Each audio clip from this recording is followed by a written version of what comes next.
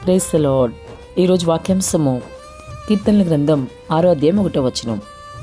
యెహోవా నీ ఉగ్రతతో నన్ను శిక్షింపకుము. ప్రభు ఈ వాక్య భాగం నుండి ఈరోజు మనతో ఏం మాట్లాడుతున్నారో చూద్దాం. మరి కీర్తనాకారుడు ప్రభుని బతిమలాడుకొంచున్నాడు, నీ ఉగ్రతతో నన్ను శిక్షింపకము అని. నిజమే కదా, ప్రభు ఉగ్రత వస్తే అమ్మో తట్టుకోలేం కదా. అందుకే ఇక్కడ కీర్తనాకారుడు ప్రభువా నీ ఉగ్రతతో నన్ను శిక్షింపకము అంటే నా మీద ఉగ్రత వద్దయ్యా, కోపం వద్దయ్యా అని బతిమలాడుకొంచున్నాడు. మరి వింటున్న సహోదరి సహోదరుడా, ఈరోజు నీ పరిస్థితి ఏంటి? నీవు కూడా ప్రభుని అలా బతిమలాడుకునే అనుభవం నీకుందా కీర్తనాకారుడు వలె? ఎందుకంటే అసలు ప్రభు ఉగ్రత ఎందుకు వస్తుంది? ఏదైనా తప్పు చేసినప్పుడే కదా.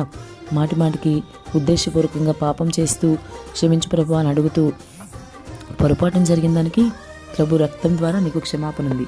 కానీ మాటిమాటికి అదే పని చేస్తూ అదే పాపంలో ఉంటూ మరి క్షమించమని అడుగుతూ ఉంటే ప్రభు కోపం వస్తుంది కదా, ఆయన ఉగ్రత నీ మీదకి దిగి వస్తుంది. మరి ఆయన కోపం వచ్చే పరిస్థితిలో నీవు ఉండకూడదు. కాబట్టి ఇప్పుడే నీ ప్రతి పాపాన్ని విడిచిపెట్టు. ఒకవేళ ఆయన ఏ విధంగానైనా నీ మీద కోపం వచ్చి ఉగ్రత చూపించినా వెంటనే నీవు ప్రభుని బతిమలాడుకునే స్థితిలో ఉండాలి. నీవు కూడా కోపం తెచ్చుకునే స్థితిలో ఉండకూడదు. కానీ నేటి క్రైస్తవులు చాలామంది ప్రభు మరి ఒక దెబ్బ కొట్టి మారుదామని చూసినా సరే ప్రభుని విసుక్కోవడం, ప్రభు మీద దూషించడం, దూషణ మాట్లాడడం ఇలా చేసేవారుగా ఉంటున్నారు. అలా నీవెంత మాత్రమూ ఉండడానికి వీల్లేదు మిత్రమా. ఒకసారి ఆలోచించు, నీ పరిస్థితి ఏంటి? ప్రభు యొక్క ఉగ్రత నీ మీదకి దిగి వచ్చే విధంగా నీ జీవితం ఉందా? ఈరోజు నీ ఆలోచన విధానం, ప్రవర్తన, మాట తీరు అంతా వాక్య వ్యతిరేకంగానే ఉన్నాయా? అలా అయితే తప్పకుండా ప్రభు ఉగ్రత నీ మీదకి వస్తుంది. ఒకవేళ అటువంటి పరిస్థితిలో నీవు ఉన్నా, ఒకవేళ ఈరోజు అదే స్థితిలో నీవు ఉన్నావేమో, ప్రభు యొక్క మరి ఆ ఉగ్రత నీ మీద అనగా మరి ఆ కోపం నీ మీద రగులుకున్నప్పుడు కొన్ని పరిస్థితులు నీకు వ్యతిరేకంగా ఉంటాయి కదా. మరి అటువంటి పరిస్థితుల్లో నీవు ఉంటే కనుక వెంటనే మోకరించి కీర్తనాకారుడువలే నీవు కూడా అడుగు, ప్రభు నన్ను క్షమించు, నీ ఉగ్రతతో నన్ను శిక్షింపకయ్యా అని నీవు అడుగు.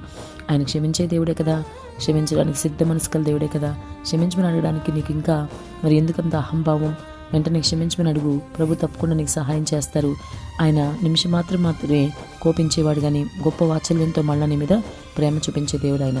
కాబట్టి నువ్వు చేసిన ప్రతి పాపము కూడా కంటి చూపు ద్వారా, నోటి మాట ద్వారా, క్రియల ద్వారా, తలంపుల ఆలోచన ద్వారా, వాక్య వ్యతిరేకంగా ఏ చేసినా సరే నీ ప్రభు యొక్క ఉగ్రత నీ మీదకి దిగి వస్తుందని ఇప్పటికైనా గ్రహించు. భయభక్తులు కలిగి జీవించాలి. అమ్మో ఈ పని నేను చేయకూడదు, ఇది దేవునికి వ్యతిరేకమైన పని, ఇది పాపము, దేవునికి వ్యతిరేకంగా ఈ పని నేను చేయకూడదు అని పాపానికి నువ్వు దూరంగా పారిపోవాలి. యేసేపు ఎలాగైతే పారిపోయాడో నువ్వు కూడా అంతే. పాపానికి దూరంగా పారిపోతే ప్రభు యొక్క ఉగ్రత నీ మీదకి వచ్చే ఛాన్సే లేదు. కానీ నీవు ఈరోజు ఎలా ఉన్నావో ఆలోచించుకుని నీ జీవితాన్ని సరిచేసుకో. మళ్ళీ నువ్వు అడగాలి ప్రభుని, ప్రభా నీ ఉగ్రతతో నన్ను శిక్షింపకయ్యా, నీ ప్రేమ నాకు కావాలేసయ్యా అని నువ్వు అడిగితే, కీర్తనాకారుడు వలె బతిమలాడితే ప్రభు నీకు సహాయం చేస్తారు. కాబట్టి ఏ పొరపాటు, ఏ పాపం నీలో ఉన్నా ఇప్పుడే విడిచిపెట్టు. ప్రభు యొక్క ఉగ్రత నీ మీదకి దిగి వచ్చే విధంగా పాపంలో నీవు ఉండకు. ప్రభు నీకు తప్పకుండా సహాయం చేస్తారు. ఆమేన్.